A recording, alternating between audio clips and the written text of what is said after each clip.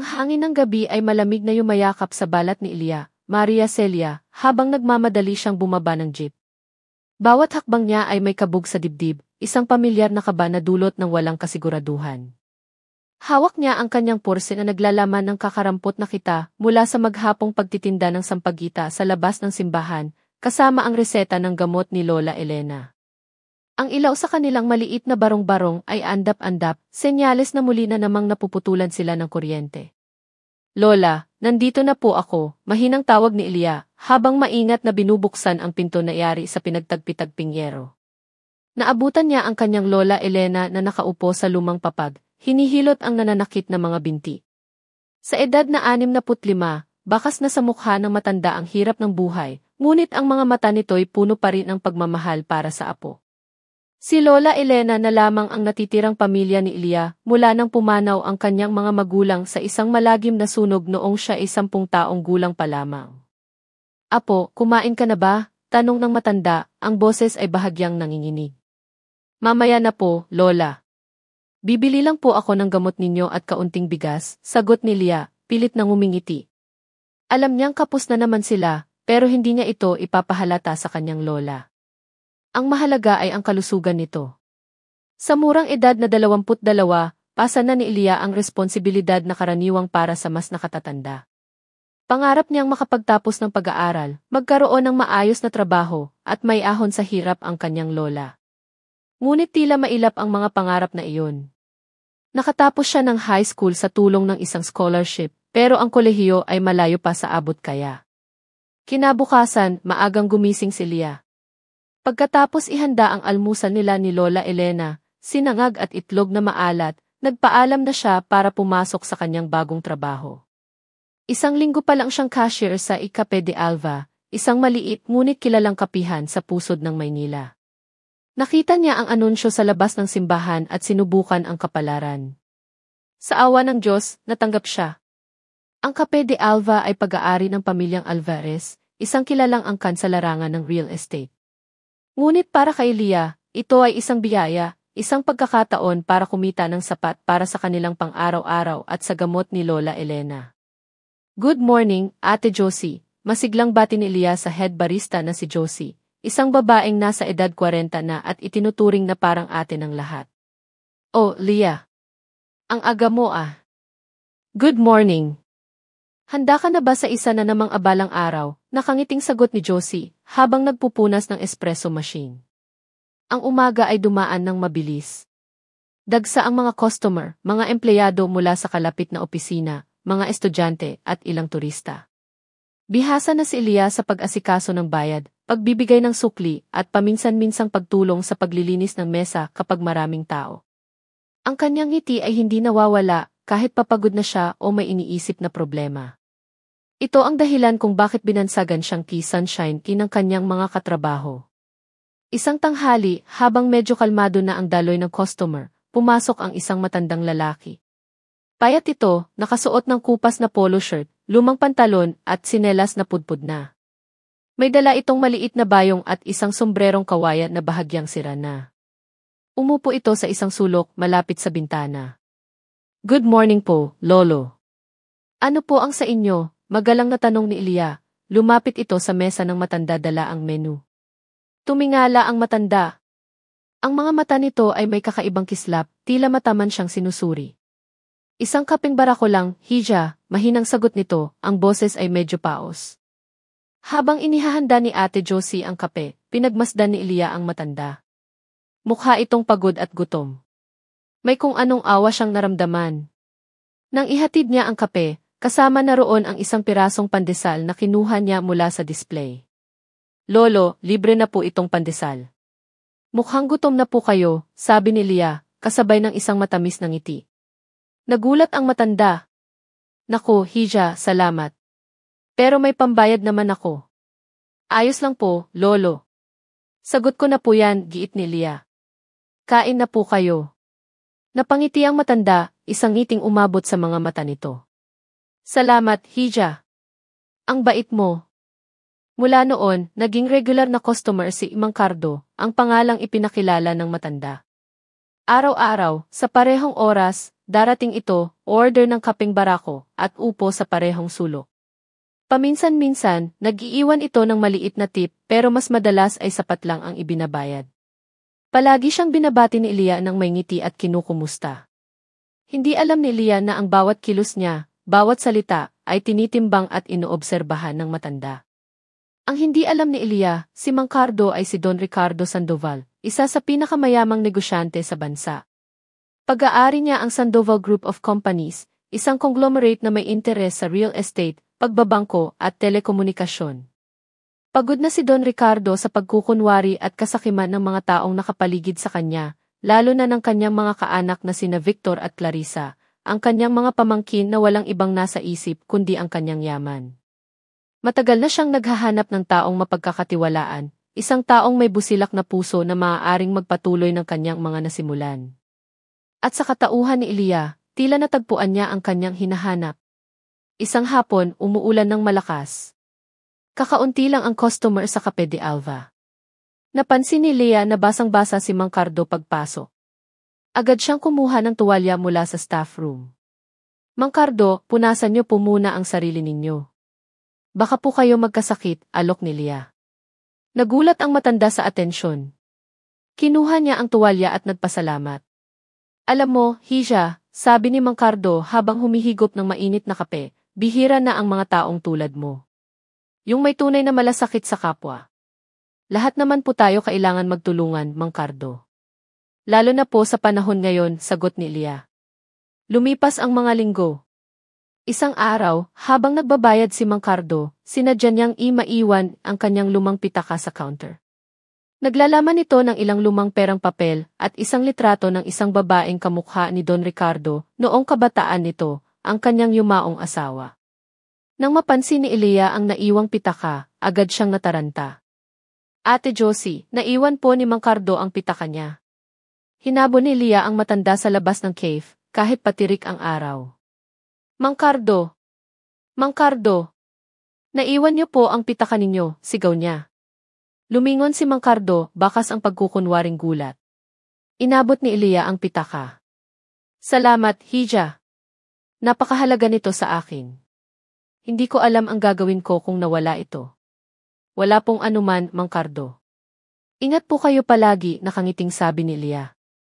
Hindi man lang niya sinilip ang laman ng pitaka. Para sa kanya, sapat nang naibalik niya ito sa may-ari. Sa loob-loob ni Don Ricardo, lalo siyang humanga sa katapatan ng dalaga. Samantala, sa mansyon ng mga Sandoval, abala sina Victor at Clarissa sa pag-iisip kung paano makukuha ang loob ng kanilang tiyuhin. Kuya Victor, napapansin ko, palaging wala si Tito Ricardo. Saan kaya siya nagpupunta? Tanong ni Clarissa habang naglalagay ng mamahaling face cream. Hayaan mo siya, Clarissa. Basta't sa huli, sa atin din mapupunta ang lahat. Sino pa ba ang pagbibigyan niya? Tayo lang naman ang kadugo niya na nandito, mayabang na sagot ni Victor, na abala sa pagtingin sa kanyang stock portfolio. Hindi nila alam ang mga lihim na lakad ng kanilang tiyuhin. Isang araw, malubhang inatake ng hika si Lola Elena. Isinugod ito ni Elia sa pampublikong ospital. Malaki ang kailangang bayaran para sa mga gamot at oxygen. Halos mangyak-ngiyak si Elia sa pag-aalala. Ang kakarampot niyang naipon ay kulang na kulang. Sa Cafe de Alva, napansin ni Ate Josie ang pamumugto ng mga mata ni Elia. Lia, okay ka lang? May problema ba? Si Lola po kasi, Ate Josie. Nasa ospital. Kailangan po ng malaking pera, humihikbing sagot ni Elia. Nang araw na iyon, hindi pumasok si Mang Cardo sa cave. Nag-aalala si Elia para sa kanyang lola, at hindi niya namalaya na may nag-aalala rin pala para sa kanya. Kinabukasan, habang nasa ospital si Elia, may dumating na mensahero. Nag-abot ito ng isang sobrang naglalaman ng eksaktong halaga na kailangan niya para sa pagpapagamot ni Lola Elena. Walang pangalan kung kanino galing. Nagtaka si Elia, ngunit nagpasalamat siya sa Diyos. Para sa kanya, isa itong himala. Ang hindi niya alam, si Don Ricardo, sa pamamagitan ng kanyang tapat na katiwalang si Mang Ben, isang retiradong bodyguard na pinagkakatiwalaan niya ng husto, ang nagpadala ng tulong. Nalaman ni Don Ricardo ang nangyari kay Lola Elena mula sa palihim na pagtatanong ni Mang Ben kay Ate Josie. Gumaling si Lola Elena. Laking pasasalamat ni Elias sa kung sinumang tumulong sa kanila. Bumalik siya sa trabaho sa Cafe de Alva na may panibagong sigla. Isang hapon, inabutan ni Mang Cardo si Laya ng isang maliit na papel. Hisa, ito ang calling card ko. Kung sakaling kailangan mo ng tulong, o kung gusto mo lang ng kausap, tawagan mo ako. Tinanggap ni Elia ang card. Nakasulat doon, Ricardo Sandoval. Walang ibang detalye. Inakala ni Lea na baka isa itong retiradong empleyado na gustong makipagkaibigan. Salamat po, Mang Cardo. Itatago ko po ito. Hindi nagtagal, nagkaroon ng problema sa Cafe de Alva. Kumalat ang balita na magbabawas ng empleyado ang management dahil sa pagkalugi raw. Isa si Elia sa mga napipintong tanggalin dahil bago pa lang siya. Labis itong dinamdam ni Elia. Paano na si Lola Elena? Nang malaman ito ni Don Ricardo, mula pa rin sa lihim na impormasyon ni Mang Ben, agad siyang kumilos. Hindi niya hahayaang mawalan ng trabaho ang dalagang nagpakita sa kanya ng tunay na kabutihan. Isang araw, pagkatapos ng shift ni Elia, habang malungkot siyang naglalakad pa uwi, may humintong isang mamahaling itim na kotse sa tapat niya. Bumaba mula rito si Mang Ben. Lia, Hija, pinapasundo ka ni Don Ricardo, magalang nasabi ni Mang Ben. Po. Sino pong Don Ricardo? Naguguluhang tanong ni Lia. Inilabas niya ang calling card na bigay ni Mang Cardo. Siya po ba si Mang Cardo? Tumango si Mang Ben, sumama ka sa akin, Hija. May mahalaga siyang sasabihin sa iyo. Dinala si Elia sa isang napakagarang restaurant sa isang 5-star hotel. Doon, naghihintay sa kanya si Mang Cardo, ngunit ngayon ay nakasuot na ito ng mamahaling suit.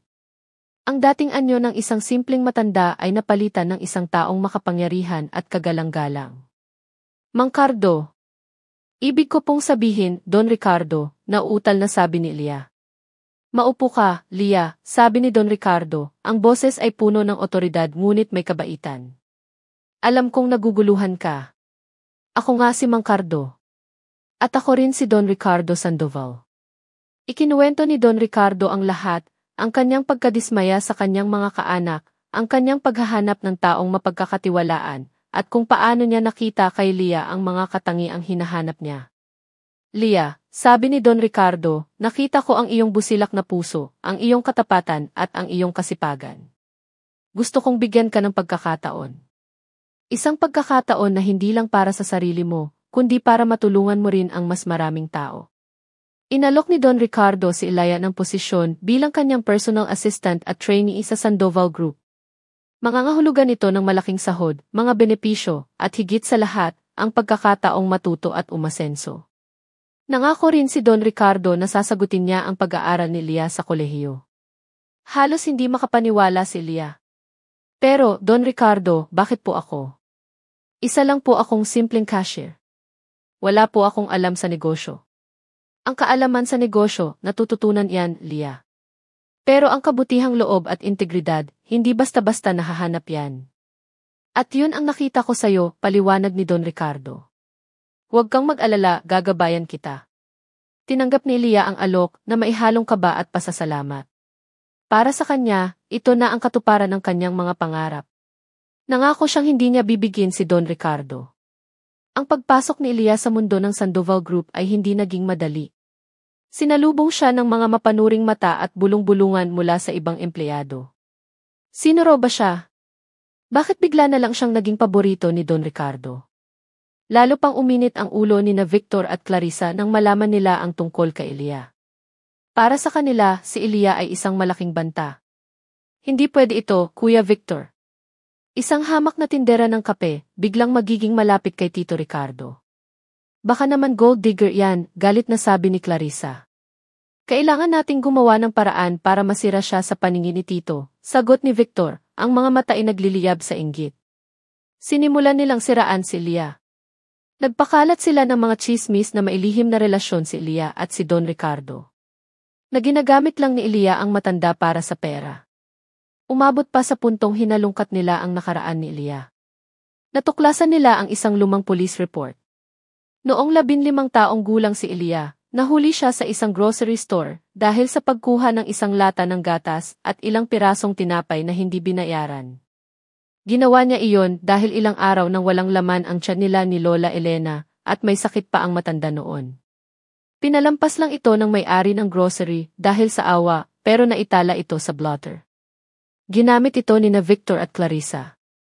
Ipinakalat nila ang impormasyon sa social media na may kasamang mga mapanirang komento ang tagapagmana ni Don Ricardo, dating magnanakaw. Labis na nasaktan si Elia. Umiyak siya ng husto. Gusto na niyang sumuko. Pero naisip niya si Lola Elena at ang tiwalang ibinigay sa kanya ni Don Ricardo. Kinausap siya ni Don Ricardo. Lia, alam ko ang ginagawa nila. Huwag kang matakot. Ang nakaraan ay nakaraan. Ang mahalaga ay kung sino ka ngayon. Harapin mo sila ng may tapang. Sa tulong ni Ms. Isabel Bel Diaz, ang executive assistant ni Don Ricardo na naging malapit na kaibigan at mentor ni Elia at ni Ethan Chavez. Isang batang-batang at napakatalinong abogado sa legal department ng Sandoval Group na lihim na humahanga kay Elia, naghanda sila. Nagpatawag ng press conference si Elia. Sa harap ng maraming miyembro ng media, buong tapang niyang inamin ang kanyang pagkakamali noong kabataan niya. Ikinuwento niya ang hirap ng kanilang buhay at ang desperasyon na nagtulak sa kanya na gawin iyon. Humingi siya ng tawad, ngunit hindi siya nagmakaawa.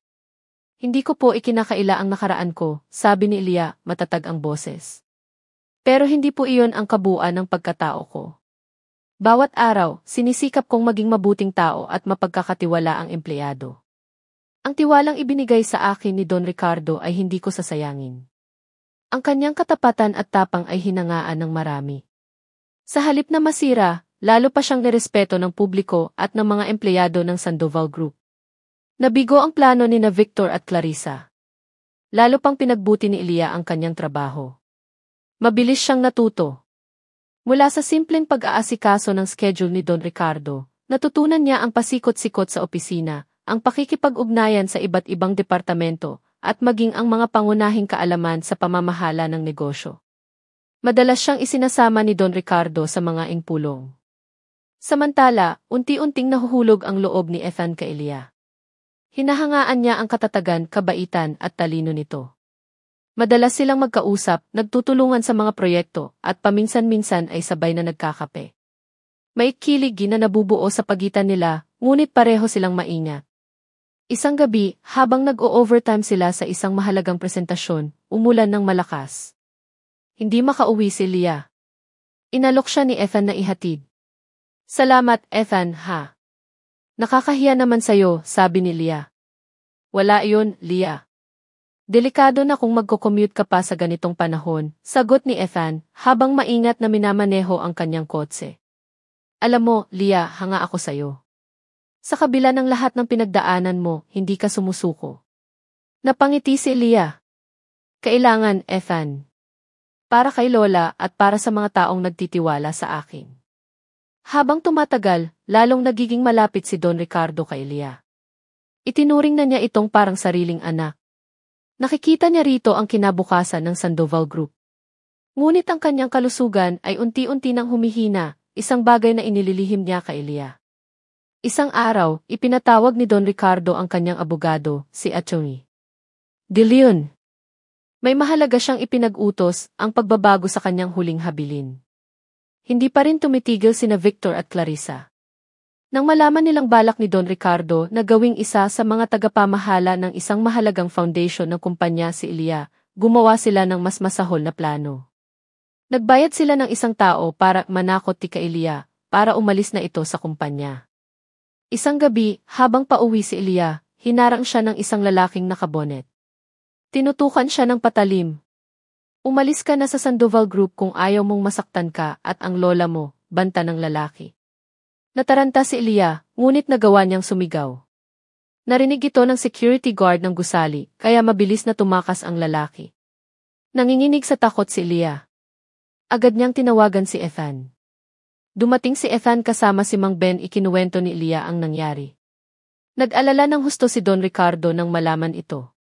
Agad niyang inutusan si Mang Ben na paigtingin ang seguridad ni Elia at ni Lola Elena. Nag-imbestiga rin sila kung sino ang may kagagawa nito. Hindi nagtagal, natuklasan nilang sina Victor at Clarissa ang nasa likod ng pananakot. Nagalit ng husto si Don Ricardo. Hinarap niya ang kanyang mga pamangkin. Wala na kayong karapatan sa anumang yaman ang pamilyang ito, sigaw ni Don Ricardo. Ang kasakiman ninyo ang magpapahamak sa inyo. Itinakwil niya sina Victor at Clarissa. Pinutol niya ang lahat ng suportang pinansyal sa mga ito. Sa kabila ng mga pagsubok, lalong tumatag si Ilya. Ipinagpatuloy niya ang kanyang pag-aaral habang nagtatrabaho. Naging inspirasyon siya sa marami. Ang T. Cape de Alva, na dati nanganganib magsara, ay binili ng Sandoval Group sa ilalim ng pamamahala ni Ilya, at ginawa itong isang social enterprise na nagbibigay ng trabaho sa mga out-of-school youth at solo parents. Ngunit ang kaligayahan ay may kaakibat na lungkot. Isang araw, isinugod sa ospital si Don Ricardo. Malubha na pala ang sakit nito sa puso. Sa kanyang tabi ay si Ilya, si Mang Ben at si Ethan. Bago ito pumanaw, ibinulong ni Don Ricardo kay Ilya, ikaw na ang bahala, Lia. Ang puso mo. Yan ang tunay na yaman. Gamitin mo yan para sa kabutihan. Sa pagbasa ng huling habilin, opisyal na ipinamana ni Don Ricardo kay Lia ang malaking bahagi ng kanyang kumpanya at ang pamamahala sa Sandoval Foundation. Ang natitirang parte ay napunta sa mga charity institutions. Sina Victor at Clarissa ay walang natanggap. Ang pagpanaw ni Don Ricardo ay isang malaking kawalan, ngunit ang kanyang alaala at mga aral ay mananatili. Si Ilya, ang dating simpleng tindera ng sampagita at cashier, ay isa ng respetadong leader at pilantropo. Sa tulong ni Elias Bele, Mang Ben, at lalo na ni Ethan, na kalauna ay naging kasintahan niya, ipinagpatuloy niya ang mga nasimulan ni Don Ricardo. Pinalago niya ang mga negosyo, ngunit hindi niya kinalimutan ang kanyang pinagmulan. Palagi siyang may panahon para kay Lola Elena, na ngayon ay namumuhay na ng komportable.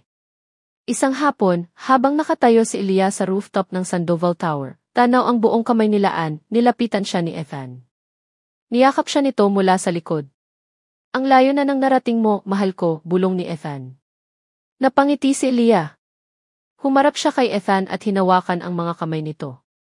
Hindi ko ito mararating kung wala ka, at kung wala ang mga taong nagtiwala sa akin. Lalo na si Don Ricardo.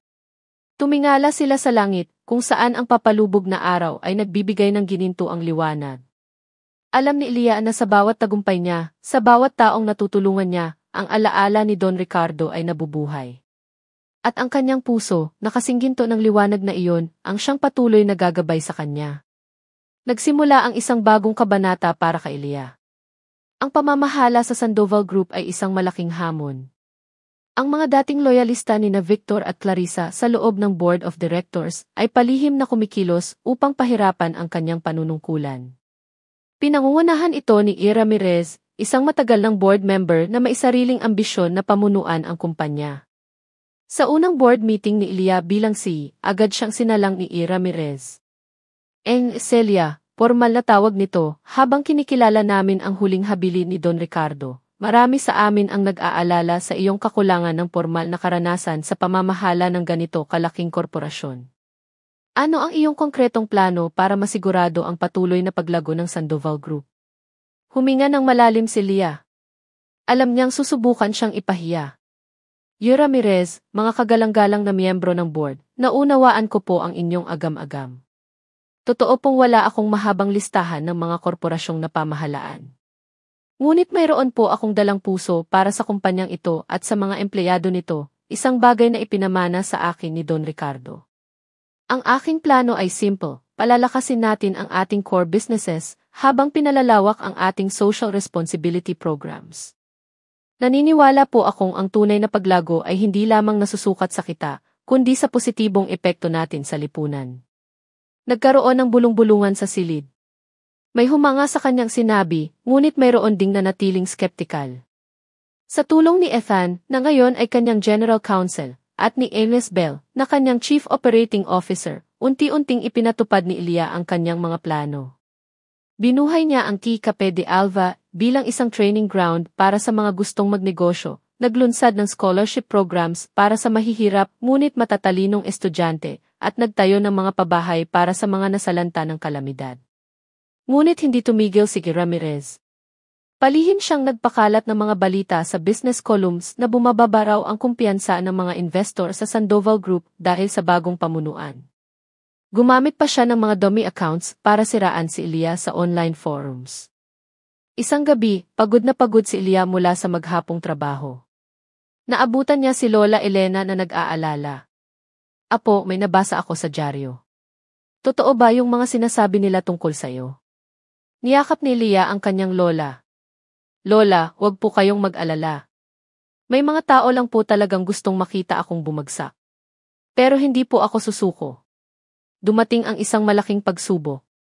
Isang malaking typhoon ang tumama sa Visayas, kung saan mayroong malaking operasyon ang Sandoval Group, isang planta ng agricultural products. Libu-libong empleyado ang naapektuhan at bilyon-bilyong piso ang pinsala. Ito ang ginamit na pagkakataon ni Ramirez. Nagpatawag siya ng emergency board meeting. And Celia, this is a disaster. Ang ating stock prices ay bumagsak. Kailangan natin ng agarang solusyon. Perhaps, it's time for more seasoned leadership, suhestyon niya, na may pahiwatig. Alam ni Ilya na ito na ang pagkakataon ni Ramirez para patalsikin siya. Ngunit sa halip na matakot, lalo siyang tumapang. Ramirez, ang pagkawala ng kita ay mapapalitan. Ang pagbagsak ng stock prices ay maaaring bumawi. Pero ang buhay at kabuhayan ng ating mga empleyado, yan ang hindi natin pwedeng ipagwalang bahala, matatag na sagot ni Ilya. Ang aking desisyon, gagamitin natin ang emergency funds ng kumpanya para tulungan ang ating mga empleyado sa Visayas. Magpapadala tayo ng relief goods, medical teams, at tutulong tayo sa pagpapatayo muli ng kanilang mga tahanan. Ang planta, ipapaayos natin. Pero unahin natin ang mga tao. Pero din, Celia, that would mean sacrificing our profits for this quarter. Baka lalong bumagsak ang tiwala ng mga investor, giit ni Ramirez. Ang tiwala ng ating mga empleyado at ng komunidad ang mas mahalaga sa akin, Ramirez. Kung wala sila, walang Sandoval Group, sagot ni Ilya. Sa botohan, nahati ang board. Ngunit sa huli, nanaig ang panig ni Ilya, sa tulong ng ilang board members na naniniwala sa kanyang prinsipyo, at sa malakas na suporta ni Ethan na naglatag ng legal at etikal na basehan para sa kanyang desisyon. Agad lumipad si Ilya patungong Visayas. Personal niyang pinangunahan ang relief operations. Nakita siya ng mga tao na kasamang nagbubuhat ng sako ng bigas, namamahagi ng pagkain, at nakikipag-usap sa mga pamilyang nawalan. Ang kanyang mga litrato at video, nakuha mismo ng mga residenteng natulungan niya, ay kumalat sa social media. Hindi ito pakitang tao, ito ay tunay na malasakit. Ang dating negatibong publisidad ay napalitan ng papuri. Hinangaan ng buong bansa ang TCE na may puso. Ang stock prices ng Sandoval Group na dating bumagsak ay unti-unting bumawi at tumaas pa dahil sa paghanga ng publiko sa kanilang corporate social responsibility. Nabigo muli si Ramirez. Ngunit hindi pa rin siya sumusuko. Alam niyang kailangan niya ng mas matibay na alas. Samantala, lalong tumitibay ang relasyon ni Ilya at Ethan. Sa gitna ng mga problema, sila ang sandigan ng isa't isa. Mahal, minsan natatakot ako. Paano kung hindi ko kayanin, pag-amin ni Ilya kay Ethan isang gabi. Hinawakan ni Ethan ang kanyang mga kamay. Mahal, nandito ako. Nandito kami. Hindi ka nag-iisa. At higit sa lahat, si Don Ricardo, alam kong ginagabayan ka niya. Isang araw, isang deep throat ang nagbigay ng impormasyon kay Ramirez.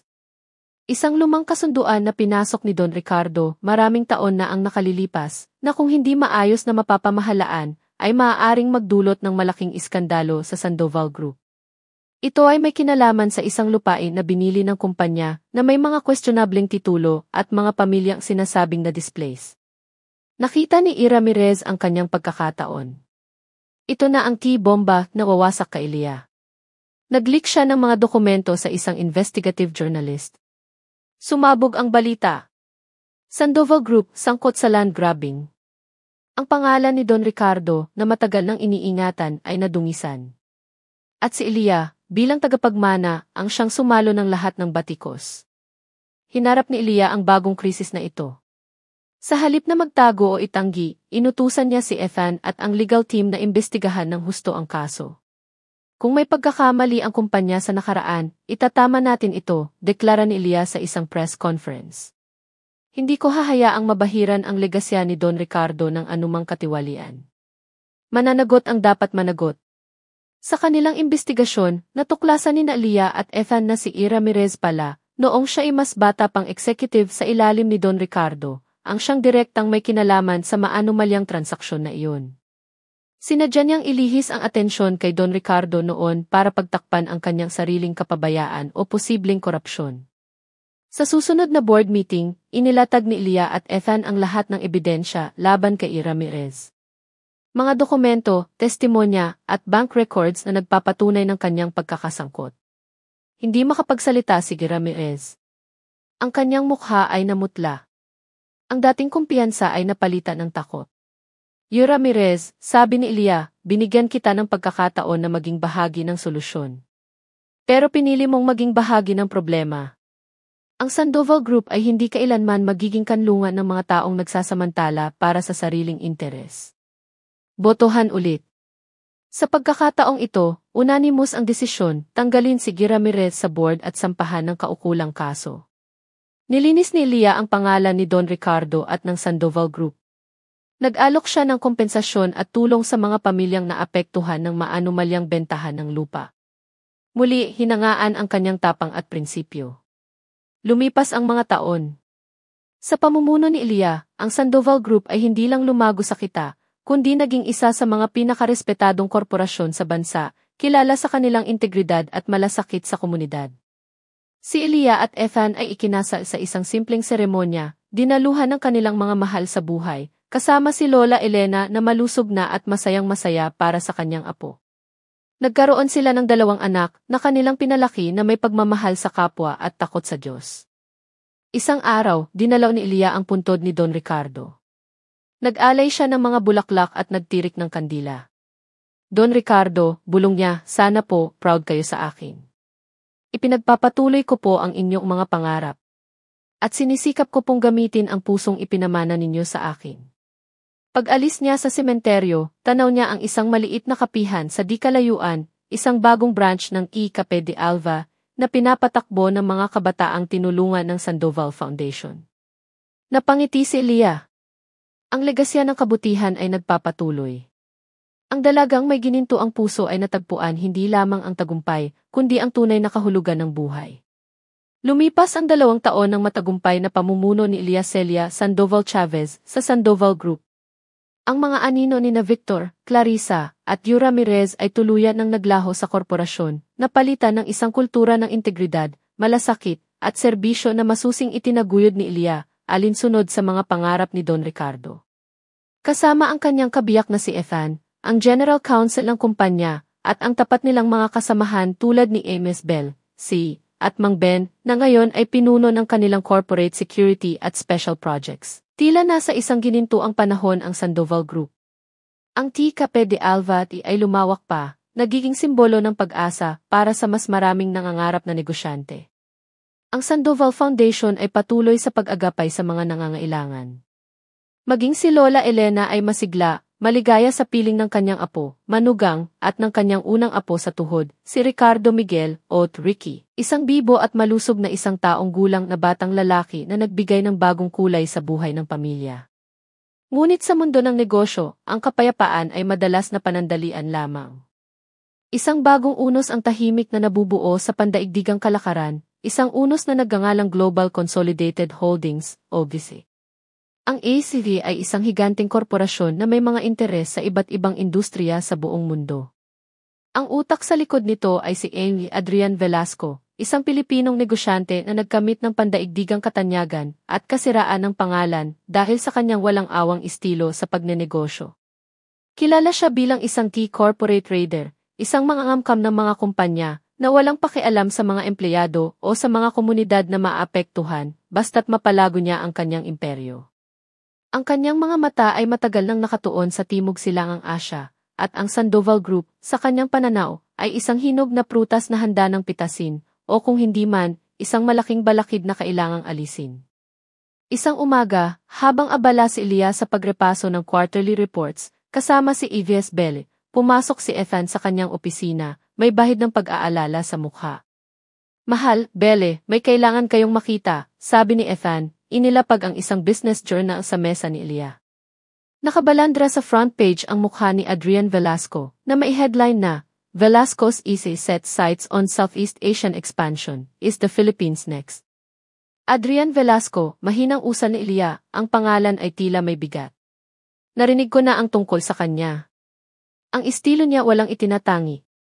Hindi lang yan, Lia, dagdag ni Ethan. May mga report na nagsasabing nagsimula na siyang bumili ng shares ng Sandoval Group sa open market, paunti-unti, gamit ang iba't ibang shell corporations. Mukhang hindi lang ito simpleng interes. He's testing the waters, or worse, preparing for hostile takeover. Naramdaman ni Ilya ang pamilyar na kaba, ngunit hindi ito tulad ng dati. Ito'y may halong bigat ng responsibilidad para sa libu-libong empleyado at sa pamanang iniwan ni Don Ricardo. Hindi natin siya hahayaang sirain ang lahat ng pinaghirapan natin, Ethan, Belle, matatag na sabi ni Ilya. Kailangan nating maghanda. Ang unang hakbang ni Velasco ay banayad ngunit tuso. Isang kilalang financial analyst na kalauna ay natuklasang may koneksyon sa GICI, ay naglabas ng isang mapanuring ulat tungkol sa Sandoval Group, kinu-question ang sobrang paggastos nito sa corporate social responsibility at ang mabagal na paglago raw nito kumpara sa mas agresibong mga pandaigdigang kumpanya. Bagamat maraming punto sa ulat ang binaluktot, nagawa nitong maghasik ng kaunting pagdududa sa ilang investor. Sumunod ang mga alok. Ang ilan sa mga pinakamahuhusay na department heads ng Sandoval Group ay nakatanggap ng mga tawag mula sa mga headhunter na nag-aalok ng posisyon sa GICI. Doble ang sahod, mas malalaking benepisyo, at international na exposure. Isa sa mga nilapitan ay si David Lim, ang kanilang batikan at napakahusay na Chief Financial Officer na mahigit 20 taon nang naninilbihan sa Sandoval Group mula pa noong panahon ni Don Ricardo. Si Lim ay kilala sa kanyang katapatan at dedikasyon. Lim, understand you received an offer from EC, tanong ni Ilya sa isang pribadong pulong. Tumango si Lim, baka sa mukha ang pag-aalangan. Yes, Ma'am Lia. Napakalaki ng alok, hindi ko maipagkakaila. Pero ang Sandoval Group ang pamilya ko. Dito ako tumanda. Naiintindihan ko, Lim, sabi ni Lia, ang boses ay malumanay. Hindi kita pipigilan kung iyon ang makakabuti sa iyo at sa pamilya mo. Pero gusto kong malaman mo na napakahalaga mo sa amin. At kung mananatili ka, sabay nating haharapin ang anumang hamon. Isang matamis na ngiti ang gumuhit sa labi ni Lim. Ma'am Lia, ang katapatan ay hindi nabibili. Mananatili ako. Utang ko kay Don Ricardo at ngayon sa inyo, ang aking serbisyo. Nakahinga ng maluwag si Ilya. Ngunit alam niyang hindi lahat ay magiging kasing tapat ni Lim. Ang taktika ni Velasco ay hindi lamang sa pinansyal, kundi pati sa psychological. Gusto niyang guluhin ang internal na katatagan ng Sandoval Group. Isang gabi, habang pinapatulog ni Ilya si Ricky, pumasok si Ethan sa kwarto ng bata. Naupo ito sa tabi ni Ilya sa rocking chair. Mukhang malalim ang iniisip mo, mahal, sabi ni Ethan, hinaplos ang buhok ni Ilya. Napabuntong hininga si Ilya. Si Velasco iba siya, Ethan. Sina Victor, Clarissa, Ramirez may personal silang galit o inggit. Pero si Velasco, purong negosyo, walang emosyon. Parang isang makina na handang sagasaan ang lahat para makuha ang gusto niya. At ikaw naman ang puso ng Sandoval Group, mahal, sagot ni Ethan, hinawakan ang kamay ni Ilya. Ang puso laban sa makina. Alam ko kung kanino ako pupusta. Napangiti si Lea sa sinabi ni Ethan. Ang suporta nito ang isa sa mga pinakamalaking lakas niya. Kailangan nating maging mas matalino kaysa sa kanya. Kailangan nating protektahan hindi lang ang kumpanya, kundi ang mga tao natin. Nagpatawag si Ilya ng isang town hall meeting para sa lahat ng empleyado ng Sandoval Group. Sa harap ng libu-libong manggagawa, mula sa mga janitor hanggang sa mga executive, buong katapatan niyang ipinaliwanag ang sitwasyon.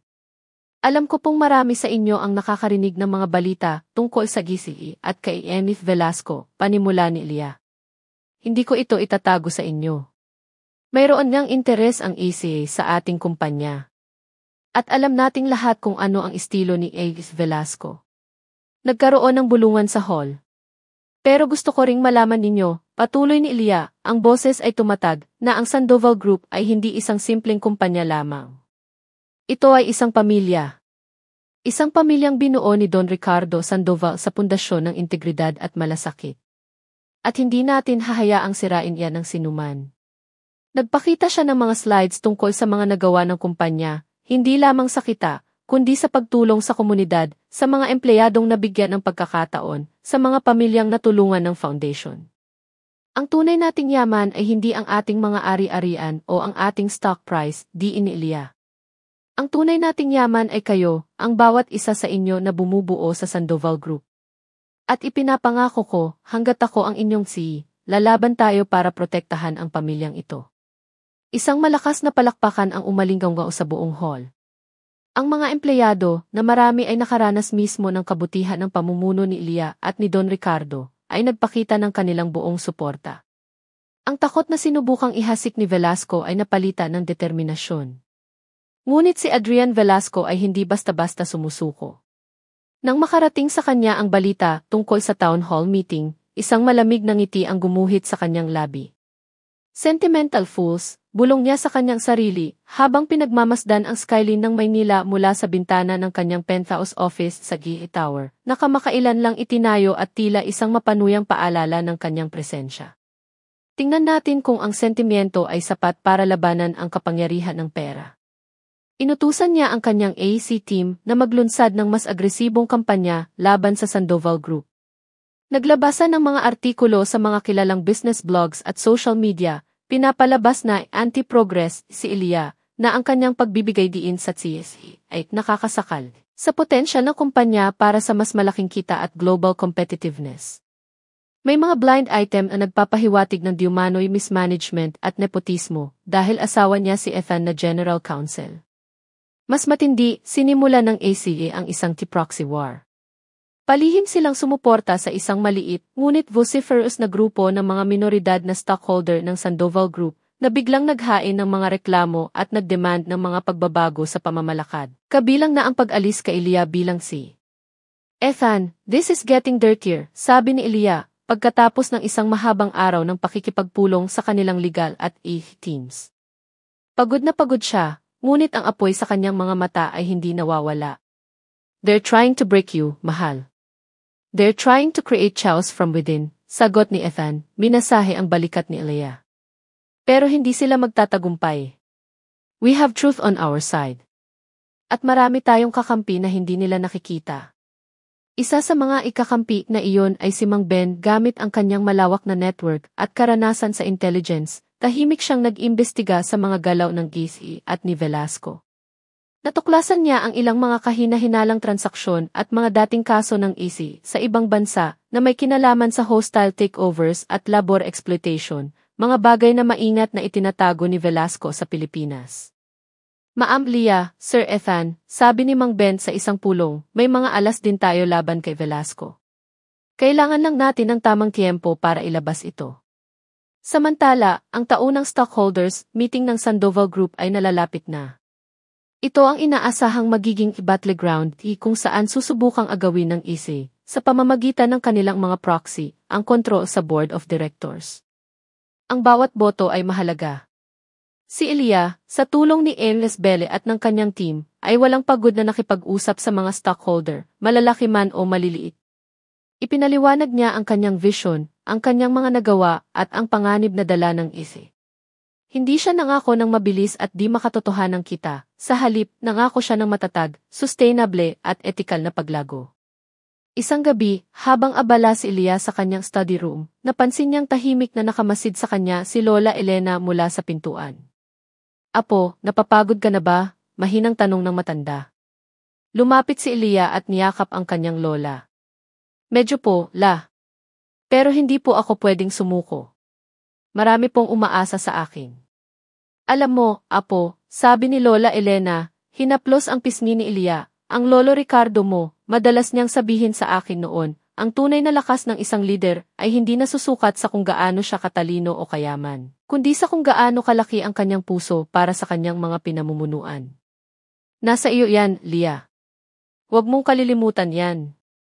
Ang mga salita ni Lola Elena ay nagbigay ng bagong lakas kay Ilya.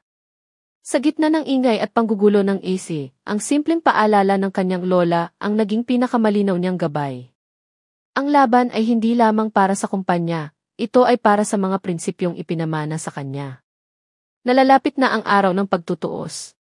Ang kapalaran ng Sandoval Group ay nakasalalay sa balikat ng dalagang minsan ay nagtitinda lamang ng sampag-ita, ang dalagang may gininto ang puso.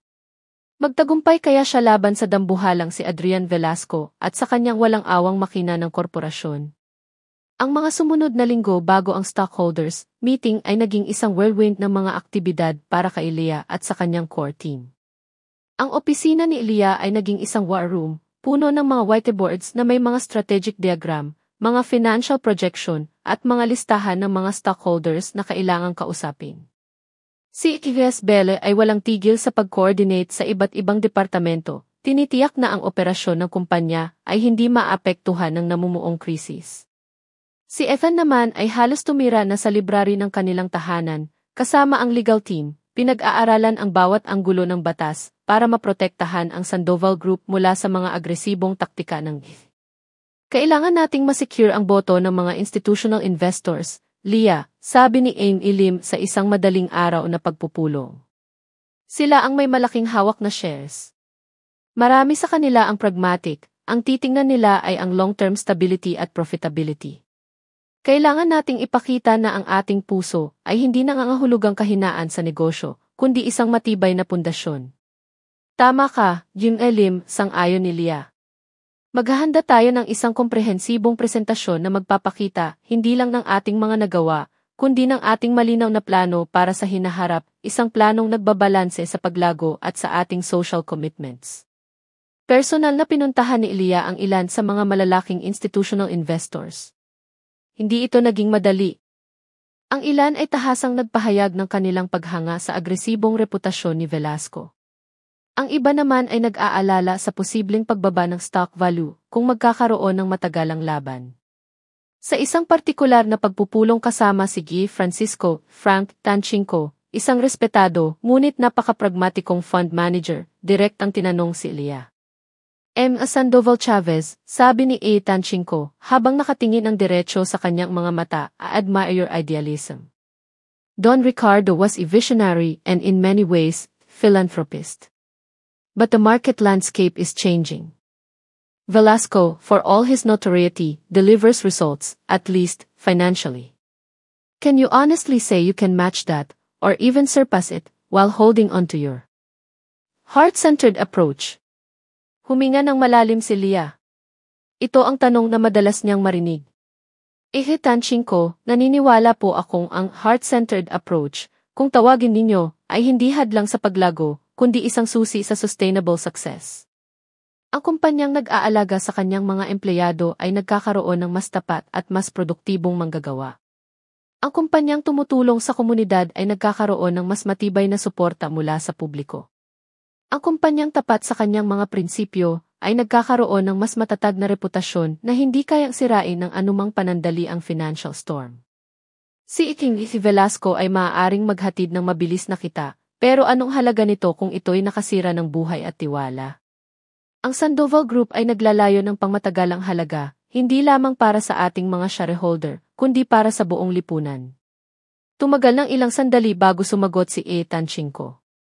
Isang bahagyang pagtango ang kanyang isinukli. You have passion, young lady. And a clear conviction.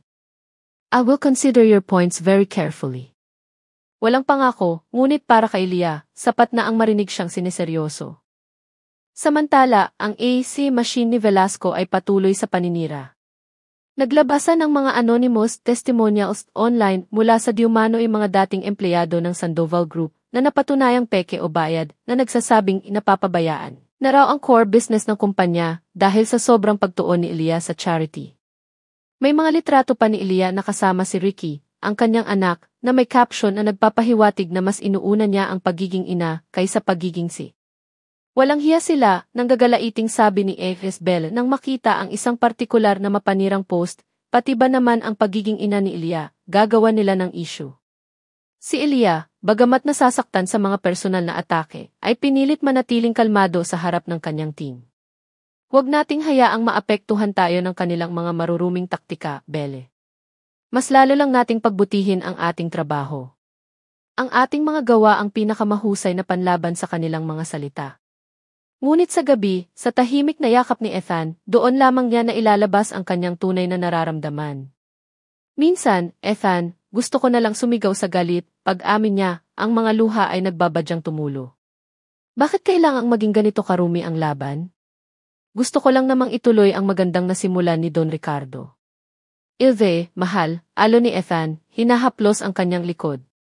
Kaya marumi ang laro nila kasi alam nilang hindi ka nila kayang talunin sa malinis na paraan. Malakas ka, Lia. Mas malakas ka kaysa sa inaakala mo. At hinding-hindi ka nila mapapabagsak.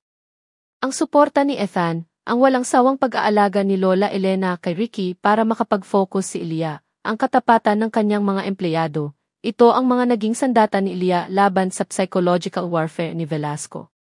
Isang linggo bago ang stockholders meeting, isang hindi inaasahang pangyayari ang naganap. Si Armando Diaz, isa sa mga pinakamatagal na board member ng Sandoval Group, nakilala sa kanyang pagiging konserbatibo at madalas na pag-question sa mga dimodernong ideya ni Ilia, ay nagpatawag ng isang press conference. Inaasahan ng marami na i-anunsyo niya ang kanyang suporta sa ISE, o di kaya ay ang kanyang pagbibitiw. Ngunit sa harap ng mga kamera, sinabi ni Diaz, "For years, I have served on the board of Sandoval Group. I have seen leaders come and go. I have questioned many of Eva Sandoval Chavez approaches, often finding them too idealistic for the taste. However, in the face of this aggressive and, frankly, unethical attempt Kivay Ise to undermine our company, I have seen her true character, her unwavering resolve, her deep sense of integrity, and her genuine care for our people. Don Ricardo Sandoval would have been proud. Today, I am publicly declaring this full and unequivocal support for our say, Laya Celia Sandoval Chavez, and urge all true Sandoval Group stockholders to do the same." Ang pahayag ni Diaz ay isang malaking dagok kay Velasco. Nagbigay ito ng malakas na senyales sa ibang mga nag-aalangang stockholder na ang pamumuno ni Ilia ay may malawak na suporta kahit sa mga itinuturing na kritiko niya. Nang malaman ni Ilia ang tungkol dito, hindi niya napigilang mapaluha, sa pagkakataong ito, luha ng pasasalamat at ginhawa. Personal niyang pinuntahan si Diaz para magpasalamat. Diaz, hindi ko po alam kung paano ako magpapasalamat sa inyo, emosyonal na sabi ni Lia. Hisa, sagot ng matandang board member, isang bihirang ngiti ang sumilay sa kanyang mga labi, ang tama ay tama. At ang Sandoval Group ay mas mahalaga kaysa sa anumang alok ni Velasco. Ipaglaban mo ang kumpanyang ito. Nasa likod mo kami. Ang suporta ni Diaz ay nagpalakas sa morale ng buong Sandoval Group. Ngunit alam ni Ilia na ang pinakamalaking laban ay darating pa lamang, ang mismong araw ng stockholders meeting. Si Velasco ay hindi isang taong madaling sumuko dahil lamang sa isang pahayag. Tiyak na may inihahanda pa itong huling alas. Sa opisina ng ACLE, si Adrian Velasco ay kalmadong nakaupo sa kanyang leather chair, pinagmamasdan ang mga numero sa screen ng kanyang computer. Hindi siya natinag sa pahayag ni Diaz. Para sa kanya, isa lamang itong maliit na aberya. "So, the old guard has found some sentimentality," sabi niya sa kanyang executive assistant, si Ibe Ramirez, walang kaugnayan kay Ramirez na dating kalaban ni Ilia. "It doesn't matter. Sentimentality doesn't win proxy fights. Money and power do make sure our team is ready for the meeting. We will expose Sandoval Chavez for the knave idealist she is. And we will win." Ang entablado ay nakahanda na para sa isang matinding pagtutuos ng dalawang magkaibang puwersa. Ang isa ay kumakatawan sa tradisyon ng malasakit at integridad, at ang isa naman ay sa walang awang paghahangad ng kapangyarihan at kita. Ang kinabukasan ng Sandoval Group at marahil ng marami pang ibang kumpanya sa rehiyon ay nakataya. Ang araw ng stockholders meeting ay dumating, dala ang mabigat na tensyon na halos nahihipo sa hangin. Ang grand ballroom ng isang kilalang hotel sa Makati ay napuno ng mga stockholder, mga kinatawan ng media, at mga empleyado ng Sandoval Group na nagpakita ng suporta. Sa isang panig ng entablado ay nakaupo si Ilia, kasama si Ethan, Jing Esbele, Jing Elim, at ang iba pang tapat na miyembro ng board, kabilang na si Diaz. Sa kabilang panig, bagamat hindi personal na dumalo si Adrian Velasco, isang kalkuladong hakbang para ipakita ang kanyang idistansya, ngunit nagpadala ng isang hukbo ng mga abogado at kinatawan. Naroon ang mga proxy ng ACE at ang maliit na grupo ng mga disidenteng stockholder na kanilang sinusuportahan, handang maghasik ng lagim. Bago magsimula ang formal na agenda, nagkaroon ng pagkakataon ang mga stockholder na magtanong. Ito ang inaasahang pagkakataon ng ACE para simulan ang kanilang atake. Isang kinatawan ng ACE, isang matalas magsalita at kilalang corporate lawyer na si Atty. Consunji ang unang tumayo. Madam Chairwoman, Gima Sandoval Chavez, simula ni Atty. Consunji, ang boses ay formal ngunit may bahid ng panghahamak. While we acknowledge the sentimental value many attach to Sandoval Group's legacy, Yesle, representing a significant block of shares, is deeply concerned about the company's recent performance and, frankly, your leadership's seeming prioritization of philanthropic endeavors over core shareholder value. Can you assure us, Madam Chairwoman, that you are capable of making the tough, sometimes unpopular, decisions necessary for aggressive growth in this highly competitive global market, or will Sandoval Group continue to be a charity disguised as a corporation? Ang tanong ay isang direktang sampal, idinisenyo para ipahiya si Ilya at questionin ang kanyang kakayahan. Ang buong ballroom ay tumahimik, nag-aabang sa kanyang sagot. Huminga ng malalim si Ilya, pinanatili ang kanyang composure. Tumingin siya ng diretso kay Atty. Consunji pagkatapos ay sa mga stockholder. Atty. Consunji, salamat sa iyong tanong, bagamat maihimig ito ng pang-iinsulto. Mahinahong sagot ni Ilya. Ang kanyang boses ay malinaw at matatag, umaabot sa bawat sulok ng ballroom. Una sa lahat, nais kong linawin, ang Sandoval Group ay hindi isang charity disguised as a corporation. Kami ay isang korporasyong may puso, at naniniwala kaming ang pagkakaroon ng puso ay hindi hadlang, kundi isang kalamangan sa pagkamit ng tunay at pangmatagalang tagumpay. Nagpatuloy siya, ang aming mga philanthropic endeavors, gaya ng iyong tinawag, ay hindi lamang basta pagkakawang gawa. Ang mga ito ay pamumuhunan sa ating mga tao, sa ating komunidad, at sa kinabukasan ng ating bansa. Ang isang masayang empleyado ay isang produktibong empleyado. Ang isang natulungang komunidad ay isang tapat na customer base. Ang isang kumpanyang may mabuting reputasyon ay mas pinagkakatiwalaan ng mga investor at ng publiko. Ito po, Atty. Consunji, ang aming formula para sa aggressive growth, isang paglago na hindi lamang nasusukat sa quarterly profits, kundi sa pangmatagalang halaga at positibong epekto. Isang alon ng palakpakan ang sumunod mula sa maraming stockholder at empleyado na ikinakunot ng noo ni Atty. Consunji. Hindi pa tapos ang ise. Sunod-sunod ang mga tanong mula sa kanilang mga kinatawan, bawat isa ay idinisenyo para questionin ang bawat aspeto ng pamumuno ni Ilya, mula sa kanyang desisyon sa Visayas Typhoon na sinubukan nilang palabasin na financial irresponsibility, hanggang sa kanyang relasyon kay Ethan na muli nilang sinubukang ipinta bilang nepotismo. Sa bawat tanong, si Ilya, sa tulong ni Ethan para sa mga legal na aspeto at ni Amy Lim para sa mga pinansyal na datos, ay sumasagot ng may kumpiyansa, katapatan at ebidensya. Hindi siya nagpatinag. Ang kanyang kahinahunan sa gitna ng mga atake ay mas lalong nagpapakita ng kanyang lakas. Ang pinakamatinding sandali ay nang ipresenta ng ACE ang kanilang alternatibong plano para sa Sandoval Group, isang planong nakasentro sa agresibong cost-cutting, kabilang ang malawakang tanggalan ng EMPA. EADO, pagbebenta ng mga non-profitable na social enterprises, tulad ng Cape de Alva, at pagtuon lamang sa mga high-profit ventures, kahit na ito'y may negatibong epekto sa kapaligiran o sa mga maliliit na komunidad. This, ladies and gentlemen, deklara ni Atty. Consunji, is the path to maximizing shareholder value. This is the vision of ACE. A leaner, meaner, and more profitable Sandoval Group. Maraming stockholder ang natigilan. Ang plano ng ACE, bagamat nangangako ng mabilis na kita, ay malinaw na salungat sa lahat ng pinaninindigan ng Sandoval Group sa ilalim ni Don Ricardo at ngayon ni Ilya. Dumating ang pagkakataon ni Ilya para sa kanyang pinal na pahayag bago ang botohan para sa mga miyembro ng board, ang botohang magdedetermina kung mananatili ang kasalukuyang pamunuan o kung makakapasok ang mga kinatawan ng Tumayo si Ilya, hindi bilang isang CEO na nagdedepensa, kundi bilang isang tagapagmana ng isang pangarap. Mga kagalang-galang na stockholder, mga minamahal na empleyado, mga kaibigan, simula niya, ang kanyang boses ay puno ng damdamin ngunit kontrolado. Ngayong hapon, hindi lamang tayo pipili ng mga miyembro ng board. Pipili tayo ng kinabukasan para sa Sandoval Group. Ang landas na inilatag ng ACE ay isang landas na maaaring magdulot ng panandaliang kita, ngunit sa anong halaga? Sa halaga ng ating mga empleyado? Sa halaga ng ating mga komunidad?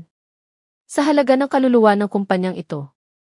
Naglakad siya ng bahagya sa entablado, ang kanyang mga mata ay nakatuon sa mga tao. Ang Sandoval Group, sa ilalim ng pamumuno ni Don Ricardo Sandoval, ay itinayo sa paniniwalang ang negosyo ay may mas mataas na layunin kaysa sa tubo lamang. Ito ay tungkol sa paglikha ng oportunidad, sa pag-angat ng buhay, sa pagbabalik sa komunidad. Ito ang pamanang iniwan niya sa akin, at ito ang pamanang ipinapangako kong pangangalagaan at palalagin. Ang landas na aming tinatahak ay maaaring hindi ang pinakamadali o ang pinakamabilis para yumaman, patuloy niya. Ngunit ito ay isang landas na may integridad, may puso at may pangmatagalang pananaw. Isang landas na kung saan ang bawat tagumpay natin ay tagumpay din ng ating mga empleyado at ng ating bayan.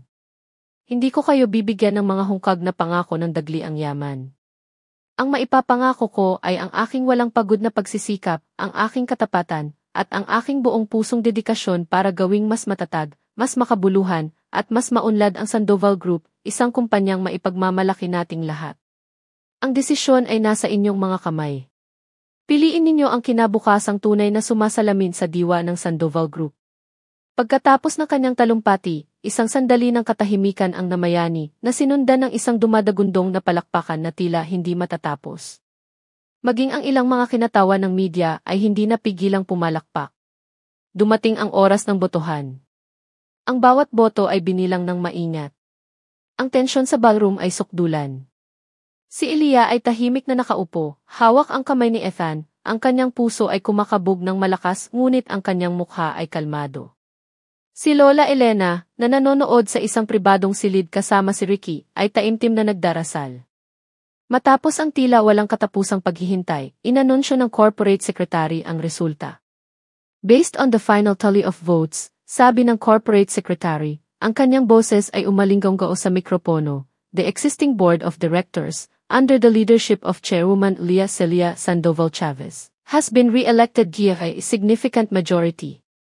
Isang malakas na hiyawan ng tagumpay ang pumuno sa ballroom. Nagyakapan sina Leah, Ethan, Gites Belle, at ang iba pang miyembro ng kanilang team. Ang mga empleyado ay nagsisigawan sa tuwa. Ang mga kinatawa ng AC sa pangunguna ni Attorney Konsunji ay tahimik na nagsitayuan at walang imik na lumabas ng ballroom, baka sa kanilang mga mukha ang pagkagapi. Si Elia, na may mga luha ng tagumpay sa kanyang mga mata, ay tumayo at muling humarap sa mga stockholder. Maraming salamat po sa inyong tiwala, sabi niya, ang kanyang boses ay nanginginig sa emosyon. Ang tagumpay na ito ay hindi lamang tagumpay ko, kundi tagumpay nating lahat na naniniwala sa isang negosyong may puso. Asahan ninyo, hindi namin sasayangin ang tiwalang ito. Sama-sama nating itataguyod ang Sandoval Group tungo sa mas maningning na kinabukasan. Ang araw na iyon ay hindi lamang isang panalo laban sa isang agresibong corporate raider. Ito ay isang pagpapatunay na ang mga prinsipyong itinanim ni Don Ricardo, at ngayon ay buong tapang na ipinaglalaban ni Elia, ay buhay na buhay at mas matibay kaysa sa anumang hamon. Ang dalagang may gininto ang puso ay muling nagwagi, hindi sa pamamagitan ng yaman o kapangyarihan, kundi sa pamamagitan ng katapatan, integridad, at hindi matatawarang pagmamahal sa kanyang mga pinamumunuan. Si Adrian Velasco, sa kanyang tour sa Gise, ay tahimik na pinanood ang balita tungkol sa kanyang pagkatalo. Isang pambihirang pagkakataon, isang bahid ng inis ang gumuhit sa kanyang karaniwang walang emosyong mukha. Ngunit mabilis itong napalitan ng isang kalkuladong tingin. Ang laban para sa Sandoval Group ay maaaring natapos na sa ngayon, ngunit ang digmaan para sa pangingibabaw sa rehiyon ay malayong matapos. At si Elia Celia Sandoval Chavez, alam niyang hindi ito ang huling pagkakataon na magkakaharap sila. Ngunit sa ngayon, si Elia at ang Sandoval Group ay nagdiriwang. Isang mahalagang laban ang kanilang napagtagumpayan, isang laban na mas lalong nagpatibay sa kanilang pundasyon at sa kanilang paninindigan. Ang tagumpay sa stockholders meeting ay nag-iwan ng matamis na lasa, hindi lamang kay Ilya kundi sa buong Sandoval Group. Sa mga sumunod na araw, ang balita ng pagkapanalo ni Ilya laban sa ECE ay naging laman ng mga pahayagan at talakayan sa mundo ng negosyo. Marami ang humanga sa kanyang tapang at paninindigan, at ang reputasyon ng Sandoval Group bilang isang etikal at matatag na kumpanya ay lalong tumingkad. Ang kanilang stock price, na pansamantalang bumaba dahil sa mga paninira ng ECE, ay muling umangat, mas mataas pa kaysa dati, isang testamento sa tiwala ng merkado sa pamumuno ni Ilya. Ngunit para kay Ilya, ang tagumpay ay hindi nangangahulugan ng pamamahinga. Alam niyang ang banta ni Adrian Velasco ay hindi pa tuluyang naglalaho. Ang ECE ay isang pandaigdigang dambuhala, ang pagkatalo sa isang proxy fight ay isang dagok, ngunit hindi ito sapat para tuluyan silang patigilin. Hindi pa tapos ang laban, Ethan, sabi ni Ilya isang gabi, habang pinagmamasdan nila ang natutulog na si Ricky sa kuna nito. Ang munting anghel ang isa sa kanyang pinakamalaking inspirasyon para patuloy na lumaban. Si Velasco ay parang isang sugatang leon. Mas lalo siyang magiging mapanganib. Alam ko, mahal, sagot ni Ethan, niyakap si Ilya mula sa likod. Pero sa ngayon, ipagdiwang natin ang ating tagumpay. Pinatunayan mo, hindi lang sa kanila, kundi sa sarili mo, na kaya mong pamunuan ang Sandoval Group ng may tapang at prinsipyo. At tandaan mo, hindi ka nag-iisa sa labang ito. Nagdaos sila ng isang simpleng salu-salo para sa mga empleyado bilang pasasalamat sa kanilang suporta at katapatan. Sa kanyang talumpati, muling binigyang diin ni Ilya ang kahalagahan ng pagkakaisa at ng kanilang mga shared values. Ang laban na ito ay hindi laban ng iisang tao lamang, sabi ni Ilya sa harap ng nagbubuning mga empleyado. Ito ay laban nating lahat na naniniwala na ang negosyo ay maaaring maging instrumento ng kabutihan. Ang inyong katapatan at pagsisikap ang tunay na nagpanalo sa atin. Kayo ang puso ng Sandoval Group. Ang mga salitang iyon ay lalong nagpatibay sa morale ng mga empleyado. Naramdaman nila na sila ay bahagi ng isang bagay na mas malaki kaysa sa kanilang mga sarili, isang kumpanyang may tunay na malasakit. Samantala, sa ECE Tower, si Adrian Velasco ay hindi nag-aksaya ng panahon sa pagluluksa sa kanyang pagkatalo. Para sa kanya, ito ay isang mahalagang aral. Minaliit niya ang sentimental na koneksyon ng mga Pilipino sa legasya, at ang kakayahan ni Ilya na gamitin ito para sa kanyang kalamangan. Enmith Ramirez, tawag niya sa kanyang executive assistant, gather all available data on Sandoval Group's expansion plans, their key partnerships, and any upcoming major projects. I want to know their vulnerabilities. And look into their international dealings. Every empire has to crack somewhere. Ang kanyang mga mata ay malamig at kalkulado. Hindi na siya susugod ng harapan sa ngayon. Sa halip, magmamasid siya, maghihintay ng tamang pagkakataon, at aatake kung saan hindi inaasahan. Ang kanyang bagong estratehiya ay ang paghahanap ng krisis sa etika o anumang kontrobersya na maaaring sumira sa imahe ng Sandoval Group at ni Ilya, isang bagay na mas mahirap labanan kaysa sa isang simpleng corporate takeover. Sa panig naman ng Sandoval Group, ginamit ni Ilya ang pagkakataon para mas lalong patatagin ang kanilang depensa. Inutusan niya si Emil Lim na pag-aralan ang kanilang financial structures para masiguradong hindi sila vulnerable sa mga hostile market manipulations. Si Ethan naman ay masusing sinuri ang kanilang mga corporate governance policies para mas lalong maging transparent at accountable. Kailangan nating maging proactive, hindi lang reactive, sabi ni Ilya sa isang pulong ng management committee. Ang ECE ay nagbigay sa atin ng isang mahalagang aral, hindi tayo pwedeng maging kampante. Kailangan nating patuloy na mag-innovate, mag-improve, at higit sa lahat, manatiling tapat sa ating mga prinsipyo. Isang bagong proyekto ang sinimulang pag-aralan ni Ilya at ng kanyang team, ang pagpasok sa larangan ng renewable energy. Ito ay isang industriyang mabilis na lumalago, akma sa kanilang commitment sa sustainability, at may potensyal na magbigay ng malaking kita. Ngunit ito rin ay isang larangang puno ng mga hamon, malaking kapital ang kailangan, komplikadong teknolohiya, at mahigpit na regulasyon mula sa gobyerno. Kung papasukin natin ito, Lia, kailangan nating maging handa sa lahat ng anggulo, payo ni MF Bele. Mula sa technical feasibility hanggang sa community acceptance at environmental impact. Ito ay maaaring maging isang game changer para sa Sandoval Group o isang malaking sakit ng ulo kung hindi mapaplano ng maayos. Iyon nga ang gusto kong mangyari, Belle, sagot ni Ilya, ang kanyang mga mata ay nagliliwanag sa bagong hamon. Gusto kong ang Sandoval Group ay hindi lamang kilala sa real estate at sa ating foundation. Gusto kong makilala tayo bilang isang kumpanyang nangunguna sa pagbabago, isang kumpanyang lumilikha ng solusyon para sa kinabukasan. Habang pinag-aaralan nila ang bagong venture na ito, hindi alam ni Ilya na ito mismo ang magiging susunod na larangan kung saan susubukan siyang muli ni Adrian Velasco, hindi sa pamamagitan ng direktang pag-atake, kundi sa pamamagitan ng pagmamanipula sa mga etikal na issue at sa opinyon ng publiko. Isang hapon, habang naglalaro si Ilya kasama si Ricky sa hardin ng kanilang tahanan, lumapit si Lola Elena, may dalang isang lumang album ng mga litrato. Apo, sabi ng matanda, tingnan mo ito. Ito ang Lolo Ricardo mo noong sinisimulan pa lang niya ang Sandoval Group. Puno ng pangarap, pero puno rin ang takot sa hindi tiyak na hinaharap.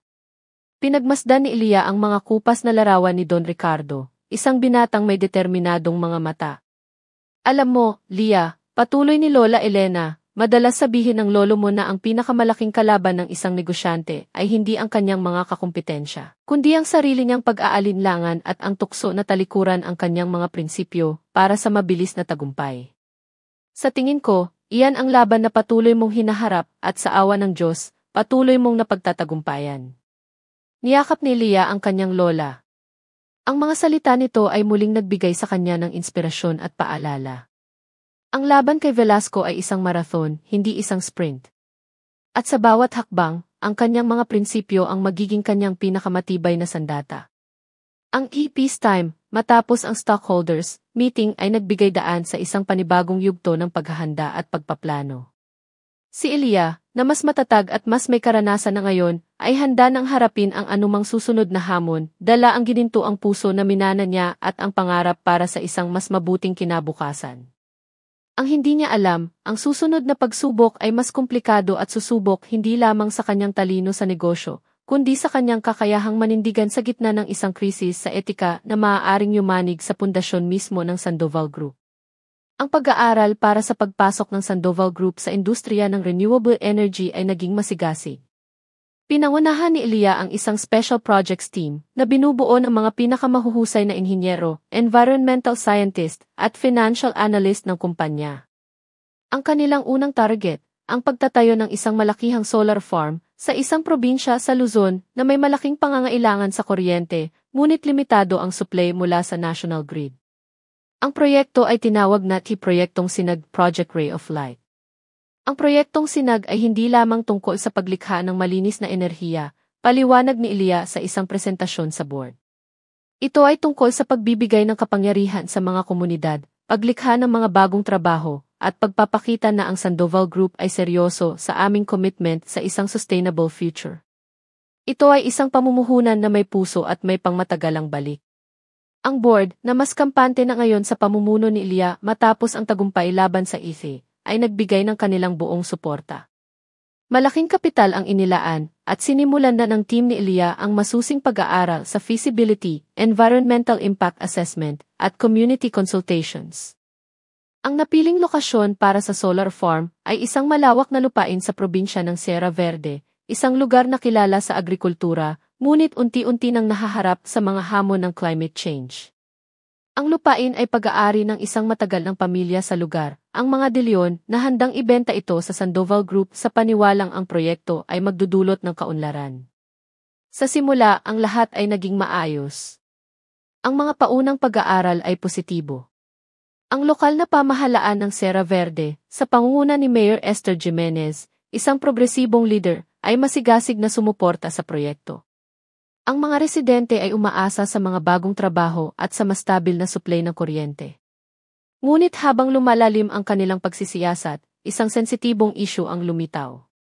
Natuklasan ng legal team ni Ethan na may isang maliit na komunidad ng mga katutubo, ang tribong Kalinga ng Sierra Verde, na may ancestral domain claim sa isang bahagi ng lupain na kasama sa planong pagtayuan ng solar farm. Ang kanilang claim ay matagal nang nakabinbin sa National Commission on Indigenous Peoples, NCIP, ngunit hindi pa ito formal na nareresolba. Ang pamilyang De Leon, bagamat legal na maihawak ng titulo sa lupa, ay tila hindi binigyang pansin ang claim na ito sa kanilang pakikipag-usap sa Sandoval Group. Leah, ito ay maaaring maging isang malaking problema, sabi ni Ethan sa isang pribadong pulong, ipinapakita ang mga dokumento. Kung itutuloy natin ang proyekto ng hindi kinikilala o inaayos ang claim ng tribong Kalinga, maaari tayong maakusahan ng land grabbing o paglabag sa karapatan ng mga katutubo. Ito ay direktang salungat sa lahat ng ating pinaninindigan. Napabuntong hininga si Leah. Ang balita ay isang mabigat na dago. Milyon-milyon na ang nagagastos ng kumpanya para sa paunang pag-aaral, at malaki na ang inaasahan ng publiko at ng mga investor. Anong sabi ng NCIP, Ethan? Tanong ni Leah. Ang proseso ay mabagal, Leah. Ang claim ng tribong Kalinga ay lehitimo base sa kanilang kasaysayan sa lugar, ngunit ang legal na titulo ay hawak ng mga De Leon. Isang komplikadong sitwasyon. Ang pinakamainam ay makipag-usap tayo ng direkta sa tribo at sa pamilyang De Leon para sa isang mapayapang kasunduan, payo ni Ethan. Personal na pinuntahan ni Leah ang komunidad ng tribong Kalinga. Sinalubong siya ni Apo Bana, ang matandang lider ng tribo, isang babaeng may malalim na mga mata na puno ng kasaysayan at karunungan. Sa isang simpleng pagtitipon sa ilalim ng isang malaking puno ng akasya, ipinaliwanag ni Leah ang tungkol sa proyektong Sinag at ang kanilang natuklasan tungkol sa ancestral domain claim. Binibining Leah, sabi ni Apo Bana sa kanilang lokal na dialekto, na isinasali ng isang miyembro ng tribo, ang lupang ito ay buhay namin. Dito kami ipinanganak, dito nakalibing ang aming mga ninuno. Hindi kami tutol sa kaunlaran, ngunit sana ay igalang ninyo ang aming karapatan at ang aming kultura. Naramdaman ni Leah ang bigat ng mga salita ni Apo Bana. Ang kanyang puso ay kumirot para sa munting komunidad na ito na ang tanging hangad ay maprotektahan ang kanilang pamana. Apo Bana, sagot ni Leah, ipinapangako ko po sa inyo na hindi namin itutuloy ang proyekto sa paraang makakasira sa inyong komunidad o sa inyong mga karapatan. Hahanap po tayo ng solusyon na makakabuti sa lahat. Ngunit ang paghahanap ng solusyon ay hindi naging madali. Ang pamilyang De Leon ay iginiit ang kanilang legal na pagmamay-ari at nagmatigas na hindi nila kikilalanin ang ancestral domain claim maliban kung may utos mula sa korte. Ang ilang mga miyembro ng board ng Sandoval Group, na nakatuon lamang sa pinansyal na aspeto, ay nagsimulang magpahayag ng kanilang pagkadismaya sa posibleng pagkaantala ng proyekto. Leah, we have a timeline to follow and a budget to maintain, sabi ng isa sa mga board members sa isang pagpupulong. While understand the sensitivity, we cannot let this derail a multi-billion peso project. Perhaps we can offer the tribe a small settlement and proceed. Umiling si Leah. Hindi po ganoon kasimple. Ang usaping ito ay hindi lamang tungkol sa pera. Ito ay tungkol sa respeto at katarungan. Kung itutuloy natin ito ng pilit, sisirain natin ang tiwala ng publiko at ang mismong pundasyon ng ating kumpanya. Hindi iyan ang itinuro sa akin ni Don Ricardo. Ang hindi alam ni Leah, si Adrian Velasco at ang Acely ay tahimik na nagmamasid sa sitwasyon. Sa pamamagitan ng kanilang mga impormante, nalaman nila ang tungkol sa issue sa ancestral domain. Nakita ni Velasco ang isang perpektong pagkakataon, hindi para direktang agawin ang proyekto, kundi para sirain ang reputasyon ni Leah at ng Sandoval Group. Palihim na pinondohan ng ACV ang isang tila independenteng environmental and indigenous rights advocacy group na biglang lumitaw at nagsimulang batikusin ang Sandoval Group. Naglabasan ng mga artikulo at social media posts na inaakusahan si Leah ng development aggression at pagiging anti-indigenous people. Ginamit nila ang mga larawan ni Leah na nakikipagpulong sa mga De Leon na lehitimong bahagi ng negosasyon para palabasin na kinakampihan niya ang mga mayayamang may-ari ng lupa laban sa mga naaaping katutubo. This is Velasco's handiwork, Leah, I'm sure of it, sabi ni Ethan, ipinapakita ang mga online na attack. He's using a legitimate issue to fuel black propaganda campaign against you. He wants to paint you as a hypocrite, who preaches about having a heart but tramples on the rights of the marginalized. Ang mga atake ay masakit at personal. Si Leah, na buong buhay ay naging kampiyon ng mga naaapi, ay ngayon inaakusahan ng mismong mga bagay na kanyang kinokondena. Ang publiko, na hindi alam ang buong konteksto, ay nagsimulang magduda. Ang ilang mga environmental groups na dati niyang kaalyado ay nagsimulang magtanong. Ang proyektong Sinag, na dati simbolo ng pag-asa, ay ngayon nagiging sentro ng isang malaking kontrobersya. Ang pressure kay Ilya ay tumitindi mula sa board, sa mga investor, sa media, at maging sa kanyang sariling konsensya. Anong gagawin natin, Lia? Tanong ni Aves Belle, baka sa mukha ang pag-aalala. Kung itutuloy natin ang proyekto, masisira ang reputasyon natin.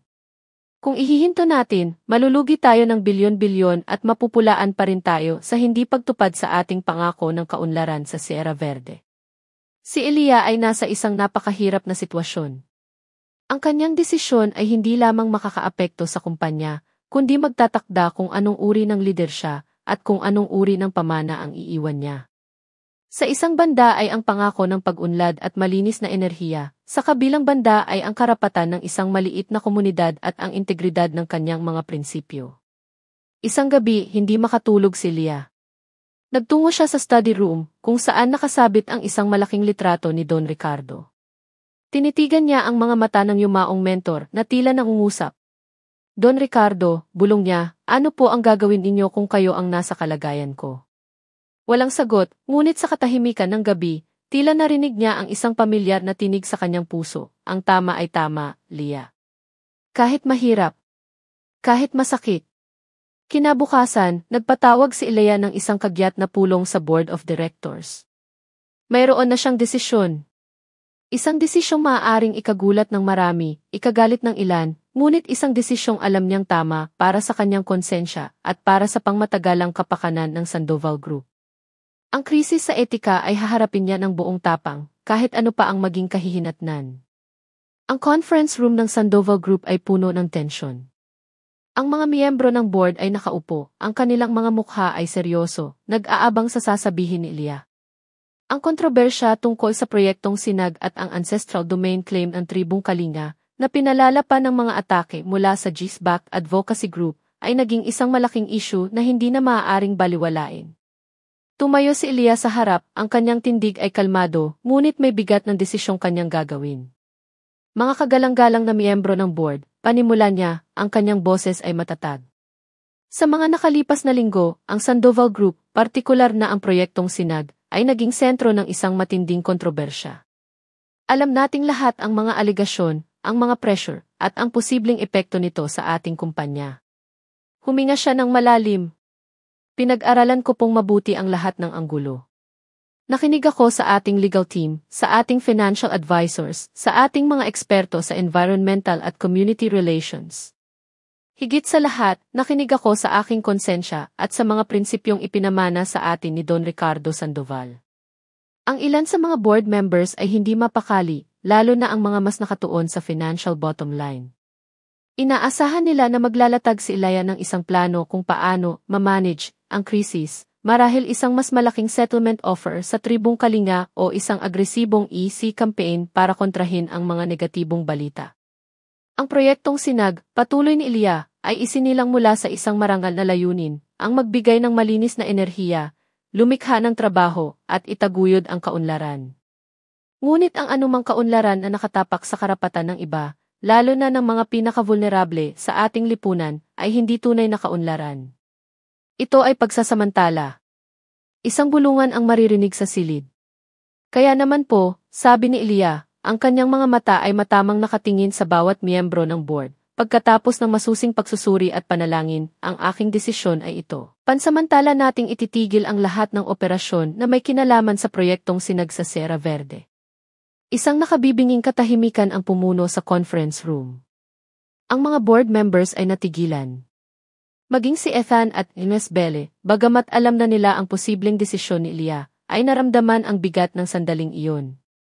Ang unang bumasag sa katahimikan ay si Ines Chua, isa sa mga board member na kilalang pragmatiko. Emma Sandoval Chavez, with all due respect, are you fully aware of the financial implications of this decision? We have already invested hundreds of millions in this project. Stopping it now would mean massive losses, not to mention the damage to our reputation for failing to deliver on a major commitment. Naiintindihan ko po ang inyong mga alalahanin, Ms. Chua, mahinahong sagot ni Ilya. At, batid ko po ang malaking pinansyal na epekto nito. Ngunit mas malaki po ang magiging pinsala sa ating kumpanya kung itutuloy natin ang isang proyektong may bahid ng inhustisya. Ang reputasyon natin ay hindi lamang tungkol sa pagtupad sa mga financial targets, ito ay tungkol sa ating integridad at sa tiwala ng publiko. Anong klaseng kumpanya tayo kung pipiliin natin ang tubo kaysa sa tama? Pero paano ang ating mga investor? Ang ating mga kasunduan sa lokal na pamahalaan ng Sierra Verde.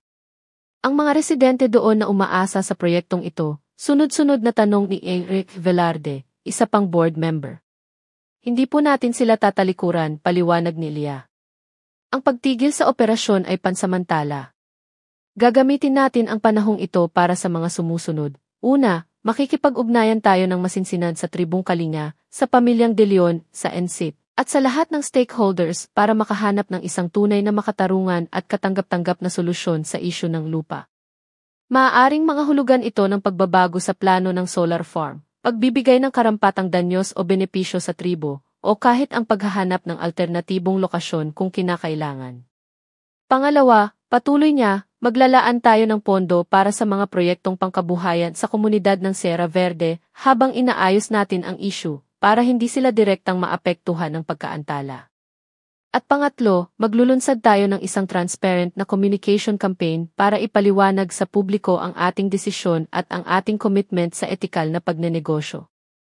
This is a very risky move, Leah, sabi ni Env Diaz, ang board member na dating kritiko niya, ngunit ngayon ay isa sa kanyang mga taga-suporta. Velasco and Fise will surely use this against us. They will paint this as a sign of weakness, of incompetence. Maaaring subukan nila, Env Diaz, sagot ni Elia, isang matatag na determinasyon ang baka sa kanyang mukha.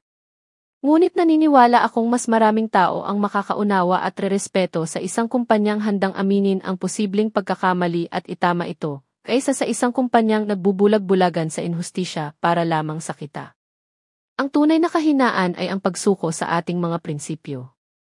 Ang kanyang mga salita ay tumimo sa puso ng maraming miyembro ng board. Nagkaroon ng mahabang diskusyon, mainitan minsan, ngunit sa huli, nanaig ang suporta para sa desisyon ni Elia.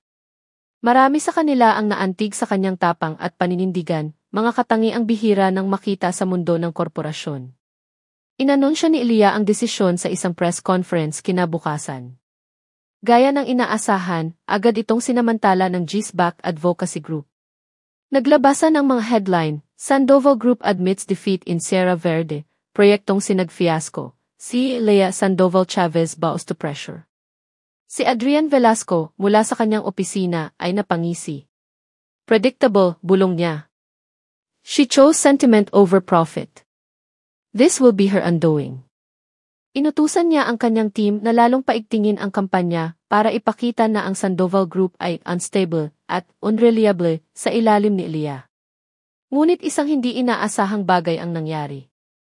Ang tribong Kalinga, sa pangunguna ni Apubana, ay naglabas ng sarili nilang pahayag.